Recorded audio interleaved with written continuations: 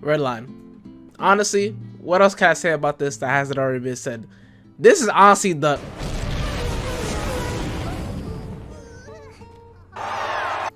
Now, there's honestly two things about this video as well as this show that I am going to say that I'm going to repeat myself over.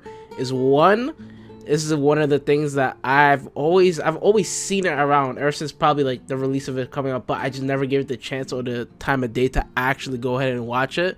And two, I'm going to repeat myself again from the last video.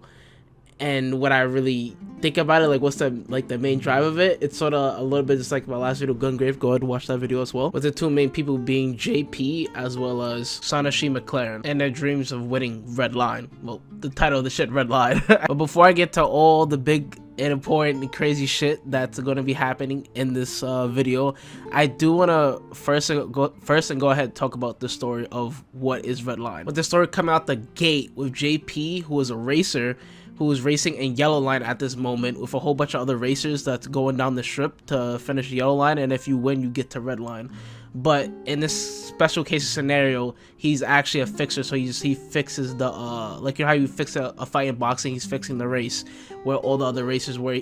Obviously he's only doing it for himself, like he'll get all the way to like the front or even first place just to end up losing, so whoever's betting on the money would actually accumulate a whole shit ton of fucking money. So they basically get all the way to the end of the race. It's like neck and neck between those two characters that I said before with JP and Sanashi, and basically his partner or mechanic hits the button, so like he loses the race and it's fixed. And no one else really knows except for yeah, pretty sure JP obviously knows that too. But so basically the race gets fixed and he loses, so he loses his chance to get to the red line. It's just all at the beginning of the story, by the way. So he loses his chance to get to the red line. Come to find out, two other racers drop out because the main event where Redline is headed is going to be on a planet called Roboworld, and they don't want to go against Roboworld because Roboworld doesn't want them on the planet. They don't want Redline a whole big bombastic race on the planet because they're afraid that it'll expose all their secrets of the military and all this other stuff from the planet of Roboworld. So those other two racers drop out, and obviously that gives another racer as well as JP being able to go inside and not be able to race in Redline. So now he's going for Roboworld, aka Redline. Okay, so with all that out the way, now I'm gonna get towards all the shit that I really loved about this movie and what really drove me to this. But as I would always say, go ahead, watch the movie, come back, because I'm also going to be spoiling for like, I think a 2007 movie. So go ahead and watch it. It's only like an hour, 40 minutes. At this rate, day and age, fucking people watch 3-hour long Avengers movies. Just go ahead, watch it, come back. There's so many things that I honestly do love about Redline. And the first thing I guess I'll talk about is just the style of it. It's for me. Like, it's literally for me. And in terms of all this shading, all this punk ass aesthetic, remind me of like Studio Trigger, but obviously it's made by Madhouse. At least I believe so. I hope I'm not wrong about that. But it pulls me in. Like, I couldn't, the first time I saw this, I think like a few days ago, I could not stop like looking at it. It was like a fucking ecstasy, sex, drug induced coma of like 80 years worth of like beautiful shit I'm watching on the screen. It's so phenomenally good looking. I can't stop looking at it. And it also reminds me of one of my favorite movies of all time, Dead Leaves. I always love rewatching Dead Leaves. I've seen it like at least 7 times. It's one of my favorite movies of all time. So if you guys ever want me to talk about that or make a video on it, you guys know in the comments. You guys can ask for it, or if you don't know it, go ahead and watch that movie as well. But back to Redline. The next thing I want to talk about is the soundtrack. The soundtrack had me hooked at certain points of time of the fucking movie. Like, I literally, like, they would just be talking. It'd be like a super important scene, and to be honest, the music sort of dragged me a little bit out of it at times, so sometimes I would have to replay it to really understand what was going on. But when it played, I was like, yo!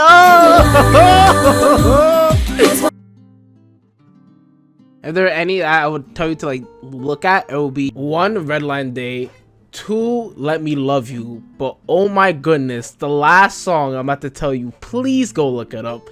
And it is called And It's So Beautiful. Jesus, bro. Someone in the comments, I think of a video, said it best. They said like it's like a 90s R&B type of song, and oh my, this song right here, this is it. This is what I needed. I listened to this at least 20 times to get all the damn lyrics in my head. And before I get a chance to talk about the 2 main stars, I want to talk about 2 more like minor things, which would be one, everyone in this movie gets a chance to shine. Like, I understand, like, it's JP's, like, he's the main character, he's the protagonist, obviously, but I do love how all the racers do get a chance to shine, and they're not like a throw-off character. Like, all the side characters actually either, obviously they interact because they're obviously all in the race, but like they have like nice little moments in between with each other, either through the race or showing their backstory or cool little character interactions that they have with each other. I'll just quickly go over all the racers, starting with first Machine Head, who is like, I think a 7-time, or like he won most of the Redline, so he's basically like the GOAT at this shit. He's done it so many times, and each time he just upgraded his body to be more like machine more than men, aka Machine Head.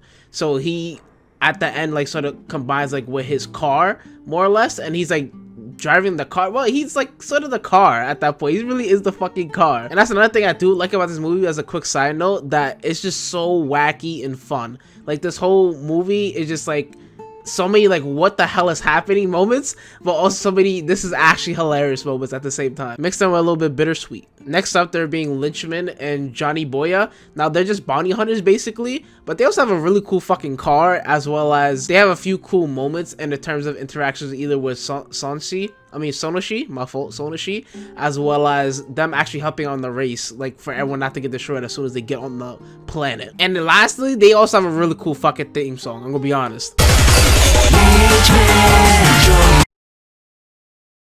The next would be Superboys, which could be honestly described as I'm going to have your ass if you don't stop messing around with those cosplaying rejects from a porno. By one of the military characters that is on the robot planet. But they're also pretty cool as well. They have like a little mecha car that they also ride together in, just like how Lynchman and Lynchman and Johnny Boya ride together. Also, Superboys rides together as well, and they're actually pretty swell. Next coming up will be Goi Rider, who is also from the planet BLM, Police Brutality Planet, where he literally looks like Beast, and as well as they even question him on that, like, yo, you just like abused all their rights. He's like, yo, get out my face. But he seems pretty swell as well, but his police force cheer him on, as well as a picture of a police girl that he kisses before the race is like literally like you can blink and miss it, honestly. But I guess like this one of his partners that probably like died or some shit, or like left the force, or whatever the case may be. But again, that was also still pretty cool. And now Miki and Todoroki. Okay, I'll be honest, I have nothing on Miki and Todoroki. They really don't, they're just like, they're cool like little hype characters a little bit, like they have like a small like little bit of moments, but that's really it. They don't really have much to their like character or much to their backstory. They didn't even really want to talk when they were being interviewed as well. And I left these people for last because I love their arc the most, even though I think they're the only side arc in the whole movie as well, but I love it a lot. So it's Trava and Shinkai. Shinkai, we only have like a small interaction, who's like his partner to Trava, who's in the car with him the whole time. But with Trava and this military guy that you see in a bar. Now, this military guy, he's wailing, he's pissed, and honestly, he's being the goofy out of Trava right now, because from the little detail that they give you, he's basically pissed at him because he left the military without him, and he thinks he's doing Redline on his plan specifically to get at him, and at the same time he feels left. But one of the super military guys comes in, beats the shit out of an actual military guy who's like pissed at Trava that he left him. But this military guy left the base where he really shouldn't have, so then the lady, he punches him and he has all his teeth like lady in his fist. It was really disgusting. And this is where it gets really funny but also really cool. By like near the end of the race, when it's like the military guy as well as Trava, he's actually still chasing him throughout the whole race, and the military guy is commanded to like come back and help out his other troops because like all the military people are trying to stop the race, and he's like, nah, I'm trying to win this thing. And the commanding officer literally tell him like, you'll be court-martialed for like going AWOL, like it literally will put you, we'll literally like hang you or some stuff like that, some crazy stuff like that, you know. And he's like, I don't care, he's like, I'm trying to win this. And just with those little details alone, it makes me just think that he's not really mad at Trava, he's really mad more at himself, that he didn't leave the military as well and then went on to go chase his own dreams instead of just staying in the military after Trava left and not really going for the red line like he wanted to, maybe as like when they were both younger and they had entered the military at first. I thought that was extremely cool for like the minor details that they do give you, as well as the minor dialogue that is said throughout the whole time. And then the same thing can be said for JP's partner as well, which I'll get into right now. So talk about Frisbee. At first I really didn't like him because like he was with obviously the mafia and he sort of rigged JP's car to explode at the beginning, making him obviously lose the race and having it be like a fixed race. And then he also wanted to fix the race again for Redline, and obviously he's already told JP this plan, and he has to sort of go with it, even though he doesn't want him to. Like, I guess he like sort of like showing him to not do that specifically, but the plan still was going to go through anyway for Redline. But I just knew that there was going to be some type of story reason, like why like he's like this, or why he like sort of came to be in this position. When it's come to find out, well, one, him and JP, Frisbee and JP are really close. Like, they know each other since they were like little kids. They've been in the streets together, they've been swimming together, they've been biking together, and all these were shown like through like really fast images. Like, they didn't really have time to like go through it and really show them how close they were, but they showed images at least for you to understand they're really fucking close. So JP is obviously inspired to race for specific reasons I'll get into later, but he's really inspired to race, and he doesn't really have the money to like get a really good car to race and win. So in turn, Frisbee thinks, hey, I'll just go to the mob and I'll ask for the parts, and then we can probably just pay them off later if JP wins, and we're good. Like, he believes in JP a lot, so he thinks JP's gonna win, and he's got this hands down. Come to find out, JP loses the race, and now Frisbee has to work with the mob until like probably he's dead or some shit like that. But I think it's more implied that he's just working with the mob for now on. Like, he's probably paid off his debt a long time ago, and he just wants to keep working with the mob because that has a lot of money in it.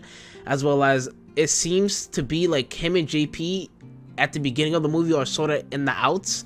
Like, this is their last fixed race, and like they're really just like going their both separate ways because they're both really cold to each other. In the hospital room, when he goes to meet JP and gives him like his half of the share of the money for his bail bondsman as well as for the hospital, they seem to like not really want to talk to each other. They seem really cold to each other, and not much words are being said to each other. And that gives you, again, way more context when we get into later to the movie. As he always said, races and mechanics always gotta stick together.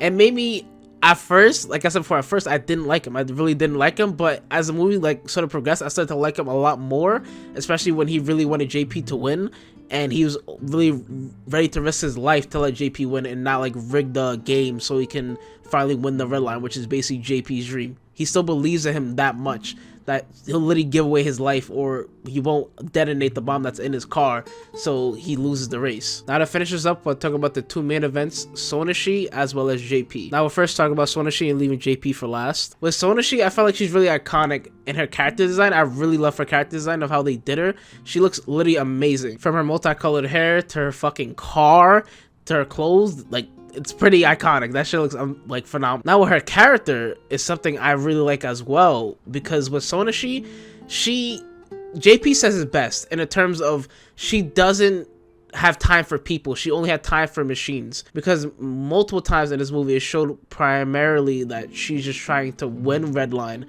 She's been trying to like work on cars and be the very best ever since she was a little kid, even so much to the point where her dad, who's also a mechanic, had gave her this little really cool ball of like energy. It looks like almost like a galaxy almost, when she was 7. And another reason why JP's words ring true is because she also doesn't even remember JP himself. Like, she doesn't remember him, because before it was shown multiple times that JP had seen her like race, and they even had interactions with each other, like probably like a small amount of times, but she just doesn't remember him at all. So it's literally shown to you that she only cares about the race and nothing really else, until you get to the end part with Sonashi, and her and JP have a quick conversation because her car's destroyed, and then she has to basically go in the car with JP, and then they'll win together, more or less. They have a quick conversation about JP and him fixing races, because he was also put in jail because he was caught fixing the race. So him and his partner were put in jail, him and his manager. Him and his mechanic, not manager. And then there was just certain reactions that she had got from the answers JP was giving, and it feels like it signifies to me that she remembers who JP is and how he's such a cool, swell guy, that she wants to actually take a chance and work more on people than machines after they win the race. Now with JP, on the other hand, I really love JP because I feel like his inspiration, one, is Sonashi, because he's always seen her as when he was a kid, like when she would always like race here and there, and see how focused and her dedication is to the craft of racing. That also would be pretty inspiring for him. But his main first inspiration would be the purple guy. Wait, no, not that purple guy. I mean, like, has a purple type suit, but he's also golden. So I'll call him the golden guy. Well, okay, you can still use that and I find that Freddy logic. No, it doesn't matter. It doesn't matter. Well, anyway, the purple golden guy, he's seen him as such an inspiration of his racing abilities as well as what he was also able to achieve, whether it be the women as well as the glamorous lifestyle that looked like he lived.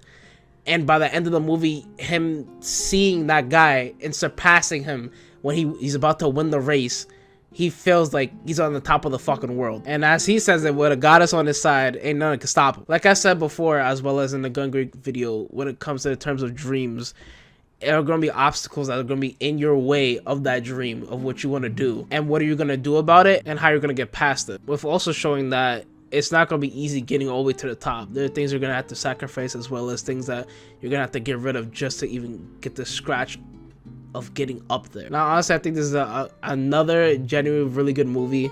I highly suggest it. Anyone out there, go ahead and watch it. Give it a chance. If you already watched it, make a comment in the comment section down below. Tell me what you guys think. Tell me how you guys feel about it. And also, tell me how you do it. You know, just tell me. I'm a little curious. I could be a little curious here and there. But like, comment, subscribe, and I'll see you guys on the red line. Peace.